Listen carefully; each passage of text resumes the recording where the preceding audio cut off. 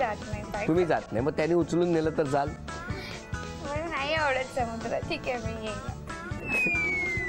येणार. सेकंड गंबूड घालून जाऊ ना. हा, दुसरी अपेक्षा. दुसरीपेक्षा ती खूप कामं करते, पण कधी ते कामाचा क्रेडिट घेत नाही की नाही मी केलंय. आणि त्याच्याबद्दल कसं असतं की जी तिसरी माणसं असतात ते त्याचा फायदा घेऊन जातात, पण तरी ती कधी कंप्लेंट करत नाही. म्हणजे ठीक आहे, माणूस की खूप चांगली गोष्ट आहे, पण जे आपण केले त्याचं क्रेडिट घ्यायला काय हरकत नाही आहे. काय मग असं वाटतंय मला ते घ्यायला पाहिजे. काय ट्राय करेन. बरं, तिसरी अपेक्षा. मी तिला विचारलं, प्रपोज केलं तिच्या हसण्यावरनं. माझी अशी अपेक्षा आहे की ती आयुष्यभर अशीच हसून राहायला पाहिजे ती माझ्याबरोबर. तुमच्या तीनही अपेक्षा पूर्ण हो असं म्हणत असतानाच मी एवढंच म्हणेन की त्या अपेक्षा पूर्ण होतील जेव्हा रात्री ह्या उशिरा येतील तेव्हा तुम्ही जागे राहायला पाहिजे. बरं. समुद्रावर जाताना एक तर गंमत किंवा उचलून घ्यायला पाहिजे.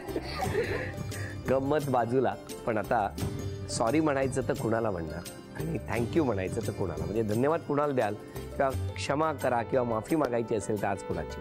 सॉरी म्हणायचं झालं तर विकासचे आई बाबा, त्यांना त्यांच्या कास्टमधलं कोणीतरी कुठच्या तरी मुलीशी त्याचं लग्न लावून, त्यांचा एकुलता एक मुलगा आहे, तर त्यांना स्वतःच्याच जातीतलं कोणाचं लग्न लावायचं होतं, ते झालं नाही. I am sorry for that. अच्छा. आणि थँक्यू, त्यांनी इतकं छान एक्सेप्ट केलं एवढं असूनही मला. आता लिटरली ते मुलीसारखं असं वागतात, दर 2 तासांनी एवढं लांब राहून पण दर 2-3 तासांनी फोन करून खाना खाया कुछ नाही खाया असं विचारून. आता पण ते गावाला आहेत? हो, मग गावी जातात तेव्हा ते डोक्यावरून मी आता नोव्हेंबरमध्ये जाणार आहे, अजून गेलेलं नाहीये. मग काय इन्स्ट्रक्शन्स आहेत? नाही काय नाही, जसं आहे तसंच. होय ना. बरं, तुम्ही सांगा सॉरी म्हणायचं तर कोणाला? सॉरी माझ्या आई बाबांना सांगायचं आहे. रिझन सेम आहे की त्यांना त्यांच्या कास्टमधून मुलगी करायची होती. आणि प्रज्ञाच्या डॅडींना सांगायचं आहे, कारण ते खूप छान आहेत, पण त्यांना असं म्हणजे वाटलं नव्हतं की असं काहीतरी होणार आहे, पण ते घडलं आहे. त्याच्याबद्दल सॉरी बोलतो मी.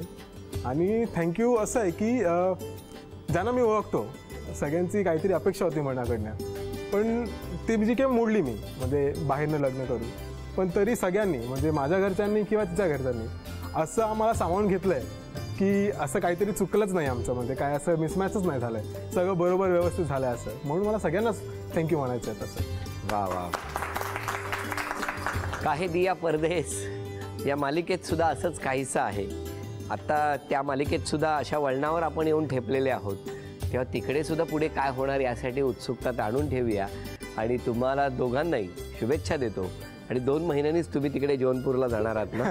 हां, तेव्हा छान बघून या, तिकडे आनंदात जा.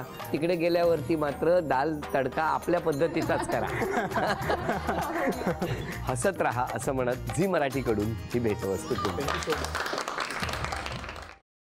Paneer mushroom stick with barbecue sauce करण्यासाठी लागणारे साहित्य: किसलेलं गाजर, उकडलेला बटाटा, पनीर, तांदूळाचं पीठ, रवा, मटार, मशरूम, कोबी, मीठ, मिरची, कोथिंबीर आणि बार्बेक्यू सॉस. कृती: प्रथम एका बाउलमध्ये किसलेलं गाजर, उकडलेला बटाटा, कुस्करलेलं पनीर, मटार, मशरूम, हिरवी मिरची, कोथिंबीर, कोबी, मीठ आणि तांदूळाचं पीठ घालून सर्व एकजीव करून घ्यावं. तयार मिश्रणाच्या स्टिक बनवून रव्यामध्ये घोळवून गरम तेलात तळून घ्याव्यात आणि सर्व्ह कराव्यात. मामी, कोणता भक्त हाक मारतो आहे? ध्यानात इतके मग्न आहात. बाणाईला भेट घ्यायची आहे देवी. वाटलंच मला. ही अस्वस्थ असणं स्वाभाविकच आहे. तिच्या दृष्टीने हे सारंच गोंधळून टाकणार आहे. अशा वेळी तिला तुम्हाला किंवा मला भेटावं असं वाटणं हे स्वाभाविक आहे. नमस्ते अंकल जी. वो हमें आपसे कशा करता आलेस तू इथे? विकीची चारी करायला? काय समजतो काय स्वतःला तू? अरे आजारपणात माझा जीव वाचवला म्हणून घरातल्या पोरी बाळींवर. अरे कुठून कुठून येता तुम्ही, नाही ते उद्योग धंदे करता इथं. खपवून घेणार नाही मी सांगतो तुला. मी फार वाईट माणूस आहे, लक्षात ठेव. पोलिसात देणार होतो तुला. केवळ विकी आडवाला म्हणून लक्षात ठेवलं, ते इथून दिंड काढणार होतो तुझी मी. मामा, आता आपण काहीच करू शकत नाही.